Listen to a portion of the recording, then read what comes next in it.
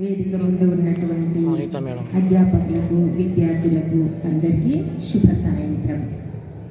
ఈరోజు మనం 21వ శతాబ్ది మహిళా సాహిత్యం సమాలోచన అన్న అంశం పైన ఈ సదస్సులో పాల్గొంటున్నాము.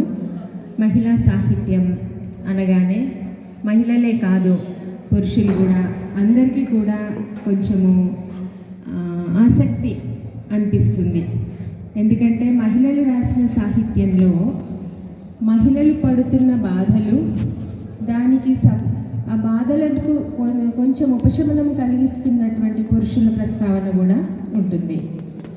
నేను ఈ సదస్సు కోసము ఎంచుకున్నటువంటి అంశము 21వ శతాబ్ది కథా సాహిత్యం, గోగుశ్యామల కథలు, మహిళా దృక్పథం. గోగుశ్యామల 21వ శతాబ్ది తెలుగు కథా సాహిత్యంలో భాగంగా ఆమె ఎక్కువ మాట్లాడడానికి టైం లేదు, చాలా అయిపోయింది కాబట్టి తను రాసినటువంటి ఒక కథా సంకలనం గురించి, ఒక కథ గురించి చిన్నగా చెప్తాను. ఏనుగంత తండ్రి కంటే ఏకుల బుట్టంత తల్లి నయం అనే ఒక కథా సంపుటి గోగుశ్యామలది. అందులో మొత్తం 12 కథలు ఉన్నాయి. 2012లో ఈ పుస్తకం వచ్చింది. అందులో మొదటి కథ ఏనుగంత తండ్రి కన్నా ఏకుల బుట్టంత తల్లి నయం. ఈ కథ కాకుండా ఇంకా బైన్లామె భూమడుగదా మరి, రివాజు, తాటక, ఎల్లమ్మ దస్కింది, రడం అనే కథలు కూడా ఉన్నాయి.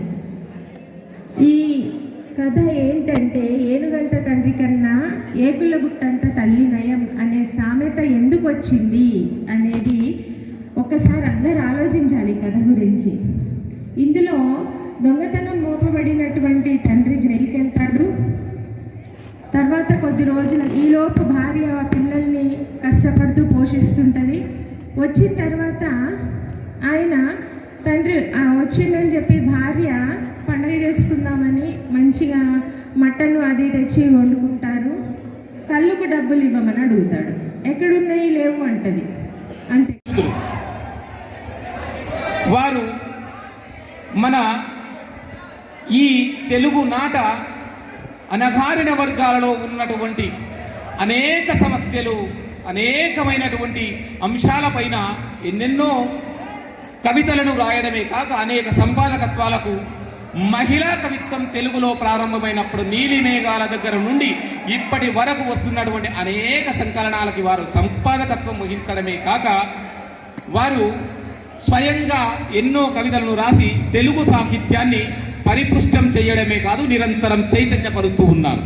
సో అటువంటి మేడం గారు మన కళాశాలకు వచ్చి విశిష్ట అతిథిగా విచ్చేసి మన సమావేశంలో ప్రసంగం చేయడానికి, ఈ ముగింపు సమావేశానికి ఒక వన్నె తీసుకురావడానికి వచ్చారు. వారి ప్రసంగం వినడానికి మనమందరం సిద్ధంగా ఉండాలని మేడంని ప్రసంగించవలసిందిగా ఆహ్వానిస్తూ నేను ముగిస్తున్నాను.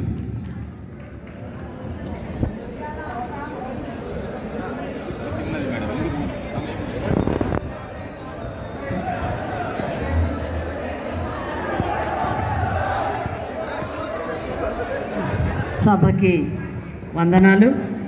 జై భీమ్.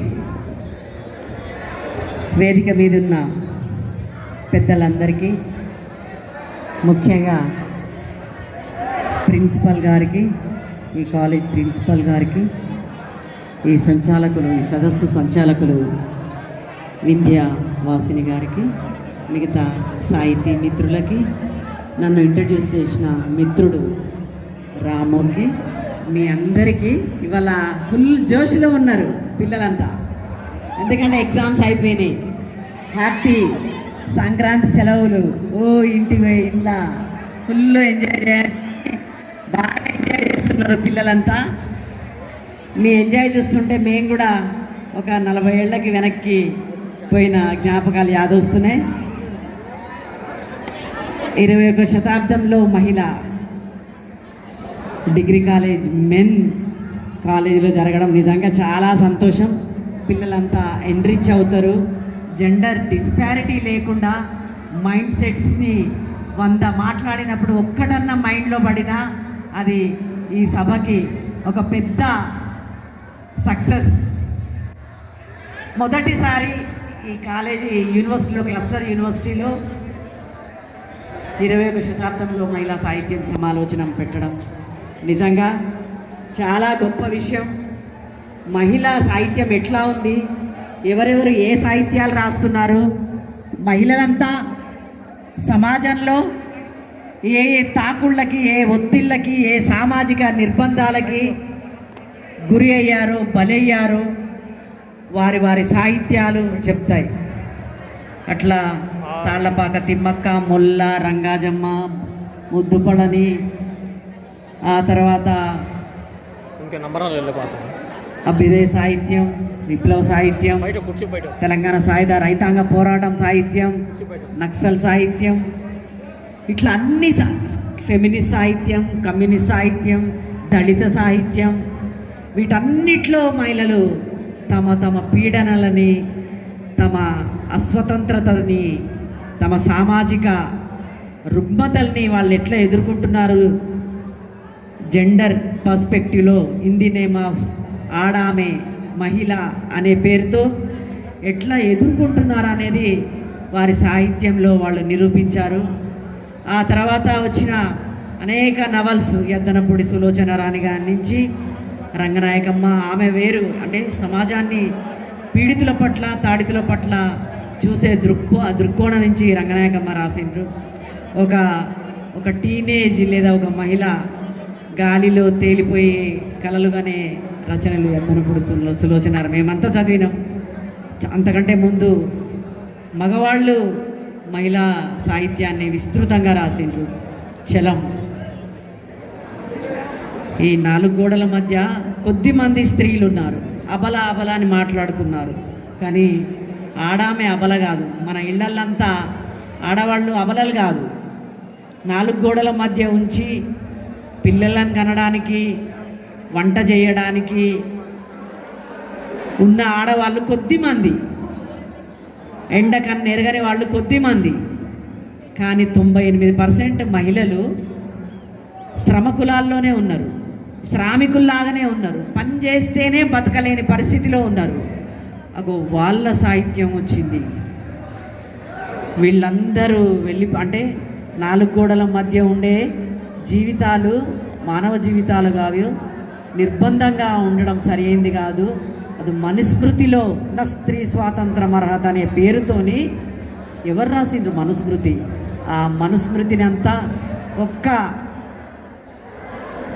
రాజ్యాంగం, హిందూ కోడ్ బిల్లుతోని అది పటాపంచలు చేయడం జరిగింది. అది అంబేద్కర్ చేసిండ్రు. ఈ భారతదేశానికి అంబేద్కర్ కాన్స్టిట్యూషన్ లేకముందు ఆడవాళ్ళు 4 గోడల మధ్య ఉండేవాళ్ళు. జాతీయోద్యమంలో సతీ నిర్మూలనకు అనేక ఉద్యమాలు జరిగినాయి. సతీ అందరికీ లేదు, కేవలము త్రివర్ణ కులాల మహిళలకి. నేను చచ్చిపోతే నువ్వు కూడా చావాలనే దుర్మార్గాలు అంతా లేదు, సమాజం అంతా లేదు, సమాజం మగవాళ్ళంతా లేరు. ఎవరైతే మనుస్మృతి రాసిండ్రో, ఎవరైతే నస్త్రీ స్వాతంత్రం అర్హతి అంటరానితనాలు ఎవరైతే రాసిండ్రో వాళ్ళు జనరల్ పీపుల్ కాదు. వాళ్ళు ఈ సమాజాన్ని దుర్మార్గంగా కంట్రోల్ చేసిన మగస్వామ్యం. బహుజన కులాల్లో, బహుజన వర్గాల్లో, శ్రామిక వర్గాల్లో, ఆదివాసీ వర్గాల్లో సతి లేదు. భర్త చచ్చిపోతే ఇంకొక భర్తను చేసుకునే ఒక డెమోక్రసీ ఉన్నది. కానీ సాహిత్యము సతి అంతా మహిళలందరికీ ఉన్నది. వంటింట్లో అందరికీ భారతదేశ మహిళ అంటే వంటింట్లని ప్రచారం చేస్తున్నారు అంతర్జాతీయంగా. కానీ కాదు, దానికి వ్యతిరేకంగా మేము మనుషులము, ఆడవాళ్ళం, మేము మనుషులము, మగవాళ్ళతో సమానంగా పనిచేస్తున్నాము, సమానంగా ఈ సమాజానికి రక్తం చెమట చిందిస్తున్నాము అనే కోణాలతోని ఒక మానవీయమైన సమాజం కోసం రాస్తున్న రచయిత్రులు ఉన్నారు. వాళ్ళే బహుజన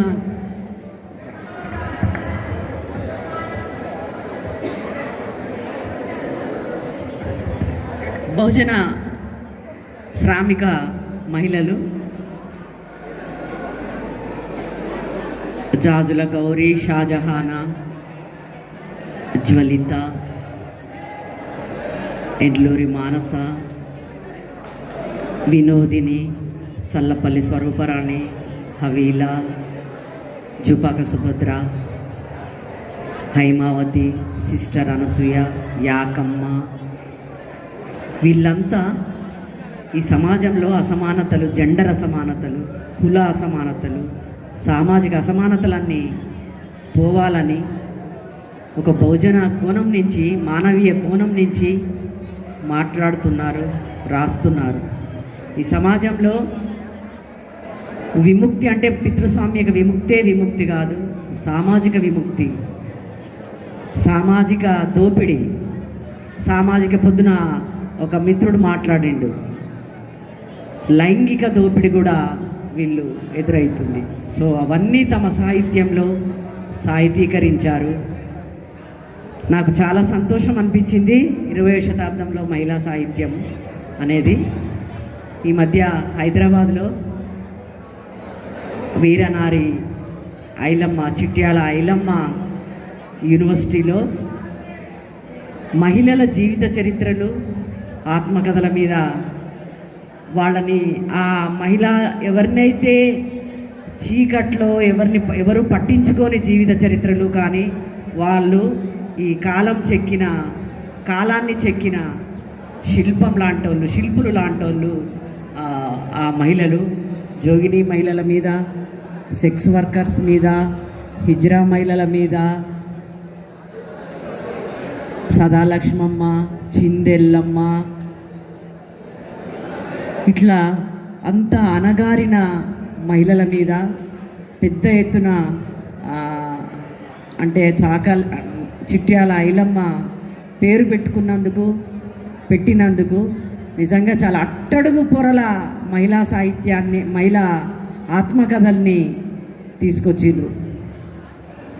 ఎన్టీఎం బుర్రకథ చెప్పుకునే ఒక సంచారి వీరమ్మ గురించి, సావిత్రిబాయి పూలే, మన భారతదేశానికి మొట్టమొదటి సావిత్రిబాయి పూలే విద్యను అందించిన సావిత్రిబాయి పూలే, జల్కారీబాయి, ఇంతకుముందు మేడం గారు కూడా అన్నారు, ఝాన్సీ అంటే జల్కారీబాయి అనేట ఆమె ఝాన్సీ రాణి దగ్గర పనిచేసిన సైన్యాధ్యక్షురాలు. ఆమె బ్రిటిష్తో ఎట్లా పోరాడింది. సో అట్లాంటి అట్టడుగు మహిళల చరిత్రల్ని, ఆత్మకథల్ని తీసుకురావడం జరిగింది. ఆ పరంపరలో ఇక్కడ మొట్టమొదటిసారి క్లస్టర్ యూనివర్సిటీ కమిటీ ఒక మంచి ఇక్కడ ఏర్పాటు చేయడం జరిగింది. అందులో మెన్ డిగ్రీ కాలేజ్ అంటే ఇంకా అంటే ఆడవాళ్ళ సాహిత్యం కానీ, ఆడవాళ్ళ అంశాలు కానీ, జెండర్ సెన్సిటివిటీ కానీ అంతా విమెన్ టు విమెన్కి కాకుండా పిల్లలకి, మగపిల్లలకి, చదువుకునే పిల్లలకి జెండర్ సెన్సిటివిటీ, మన చుట్టూ ఉన్న సమాజంలో ఆడవాళ్ళని ఎట్లా చూడాలి, చెల్లెలుగా, సాటి మనుషులుగా, చెల్లెలుగా చూడాల్సిన అవసరం కూడా లేదు, సాటి మనిషి, నాలాంటి మనిషి, ఆమెను ఎక్కడ అబ్యూజ్ చేయకూడదు, ఎక్కడ గాయపరచకూడదు, ఆమె మీద ఎట్లాంటి దాడి జరగకూడదు. నేను ఎంత స్వేచ్ఛగా పెరుగుతున్నానో నా సాటి మహిళలు కూడా అట్లనే స్వేచ్ఛగా పెరగాలి. ఆమె బట్టల నుంచి, ఆమె స్వేచ్ఛ నుంచి, చదువు నుంచి, సాహిత్యం నుంచి రాస్తుంటే ఏం రాస్తున్నావు రాయొద్దు అనే ఆటంకాలు లేకుండా ఆమెను సాటి ఆడవాళ్ళను చూడాలనే ఒక దృక్పథంతో మీరు ఇన్ని రోజులు విని ఉంటారు. సో మీరు కూడా సాహిత్యాలు ఆ వైపున మీరు కూడా రాయాల్సి ఉంటుంది. అంటే నీ సాటి ఆడవాళ్ళని నువ్వు ఎట్లా చూడాలి అనే దృక్కోణంతో చలం లాంటి రైటర్స్ కూడా మీరు కావాల్సిన అవసరం ఉంది. సో ఇక్కడ పత్ర సమర్పణ చూసిన తర్వాత అంటే ఇంకా ఒక తరం మారుతుంది, కాలం మారుతుంది. ఒక తరం జాతీయోద్యమ తరంలో సతీ విమోచన కోసం జరిగింది, బాల్య వివాహాలకు వ్యతిరేకంగా జరిగింది, పునర్వివాహాలకు వ్యతిరేకంగా జరిగింది. ఆ కొద్దిమంది, ఒక 3% ఉన్న కొద్దిమంది మహిళల కోసం జరిగింది. ఏ మహిళలైనా బాధపడొద్దు, గాయపడొద్దు ఈ సమాజం నుంచి అనేది ఒక గొప్ప దృక్పథం, ఒక వెల్ అండ్ గుడ్. కానీ శ్రామిక కులాల నుంచి శ్రమ చేసే ఈ సమాజానికి తమ చెమటను అందించే ఉత్పత్తి శక్తులైన మహిళల జీవితాలు ఈ మెయిన్ స్ట్రీమ్ సాహిత్యాలకి చేరాల్సిన అవసరం ఉంది. మన శత్రువు ఒక్క మగవాళ్లే కాదు, ఈ సమాజం కూడా. ఈ సమాజాన్ని ఇట్లా కంట్రోల్లో పెట్టి, ఇట్లా సూత్రాలు పెట్టి స్త్రీలను ఎవరైతే హద్దులో పెట్టి చేసిన ఈ పితృస్వామిక సమాజాన్ని, ఈ పితృస్వామ్య సమాజం అంటే మొత్తం సమాజాన్ని లొంగ తీసుకున్నదే పితృస్వామ్య సమాజం. జస్ట్ మగస్వామ్యము పితృస్వామ్యం కాదు. ఎవరైతే మనుస్మృతి రాసిండ్రో, ఎవరైతే వనరులని కంట్రోల్లో పెట్టుకున్నారో, అట్లా వనరులని వ్యవస్థల్ని కంట్రోల్లో పెట్టుకొని సమాజాన్ని ఎవరైతే లొంగ తీసుకున్నారో అది పితృస్వామ్యం. మనమందరం కలిసి ఆ పితృస్వామ్యం మీద పోరాడాలి. ఆ పితృస్వామ్యం మీద రాతలతో పోరాడాలి, ఉద్యమాలతో పోరాడాలి. ఎక్కడ రాసింది చూపించండి అంటారు.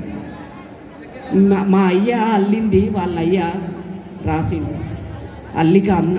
అల్లిక అంటరాందైంది, రాత రాజైండు. సో మనమంతా రాయాలి, మన పెయిన్స్ అన్నీ రాయాలి, మన దుఃఖాల్ని రాయాలి, మనం ఎక్కడి నుంచి వచ్చినాం రాయాలి, మన నడక నాగరికతలు రాయాలి, మనం ఎట్లా బతికినాం అనేది రాయాలి. చరిత్ర మన గురించి ఎవరైతే 98-95% ఉన్న ఈ సమాజానికి సామాజిక ఉత్పత్తిగా ఉన్న శక్తుల నుంచి వాళ్ళు ఎట్లా బతికిందనే చరిత్రలు లేవు, వాళ్ళు ఎక్కడి నుంచి వచ్చిందనే చరిత్రలు లేవు, వాళ్ళ పురాగాథలు అబ్యూజ్డ్గా ఉన్నాయి. సో మనం రాయాలి, మనం ఎట్లా బతికినామో రాయాలి, ఎట్లా బతుకుతున్నామో రాయాలి, ఏం కావాలో రాయాలి. రేపు ఈ రాత నిజంగా రాజు అవుతుంది. సో ఈ రాత రాజయ్యే మహిళల కోసం ఇక్కడ ఈ సెమినార్ ఏర్పాటు చేయడం జరిగింది. సెమినార్ ఏర్పాటు చేసిన కమిటీకి, ప్రిన్సిపల్ గారికి, వింధ్యావాసినికి, మిగతా మిత్రుల, సాహితీ మిత్రులకి, ఈ కమిటీ మిత్రులందరికీ, ఫ్యాకల్టీ, ప్రొఫెసర్స్కి, లెక్చరర్స్కి, విద్యార్థులందరికీ జై భీమ్, వందనాలు. Thank you.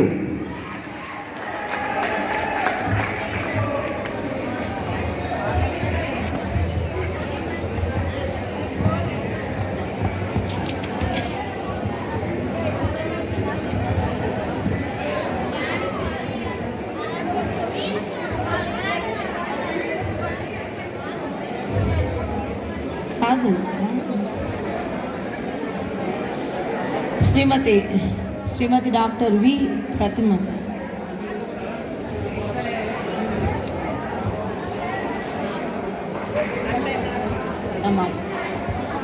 ఓకే పిల్లలు, బిస్కెట్స్ వచ్చినాయా? అబద్ధాలు చెప్పకూడదు రే, టీచర్స్కి అబద్ధం చెప్పకూడదు.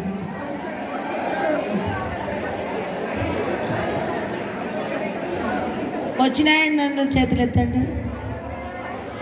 వచ్చినాయి, అందరికీ వచ్చినాయి. ఓకే, మన మధ్య సత్యనారాయణ సార్ ఉన్నారు, వైస్ ప్రిన్సిపల్ సార్.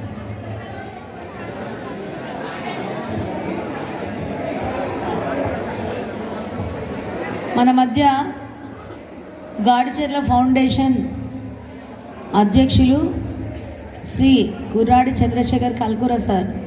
సార్ను చూస్తే నాకు ఆశ్చర్యం అనిపిస్తుంది, ఎందుకంటే చాలా ఏళ్ళ నుంచి చూస్తున్నా నేను సార్ని చూస్తే అంటే ఖచ్చితంగా నమస్కరించాలి. ఎప్పుడు చదువుతుంటారు. సార్ ఏజ్ ఎంతనో నేను ఎప్పుడు అడగను, ఎందుకంటే నేను చాలా యంగ్ ఉన్నప్పుడు అట్లే ఉన్నారు, నేను ఓల్డ్ అయినాక కూడా అట్లే ఉన్నారు. ఎందుకంటే అంత సార్ ఎప్పుడు చదువుతూనే ఉంటారు, అదొకటి నచ్చిన విషయం. తర్వాత ఏ టాపిక్ మేము ఏ మీటింగ్కి పిలిచినా ఆ మీటింగ్ ఏదైతే ఉందో దాని గురించినటువంటి విషయాలు, అంటే విత్ ఎవిడెన్స్, అంటే ఏదైతే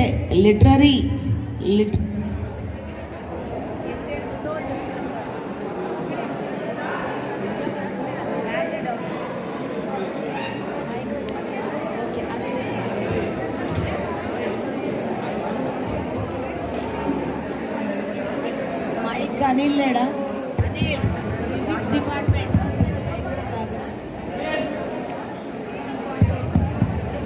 హలో,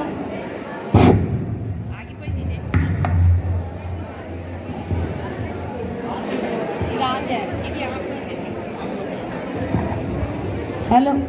సో సార్ గురించి ఎంత చెప్పినా తక్కువనే. సార్ మాట్లాడవలసిందిగా కోరుతున్నాను.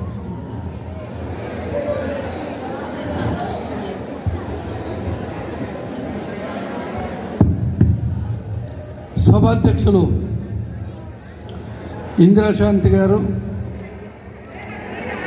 వేదికను అలంకరించిన పండితులు, పామరులు, వేదిక మీదున్న మేధావులు, భావి భారత పౌరులు, ఎందరో మహానుభావులు, అందరికీ వందనాలు. ఇక్కడ క్రికెట్లో ఇంట్రెస్ట్ ఉన్న వాళ్ళు ఎంతమంది ఉన్నారు?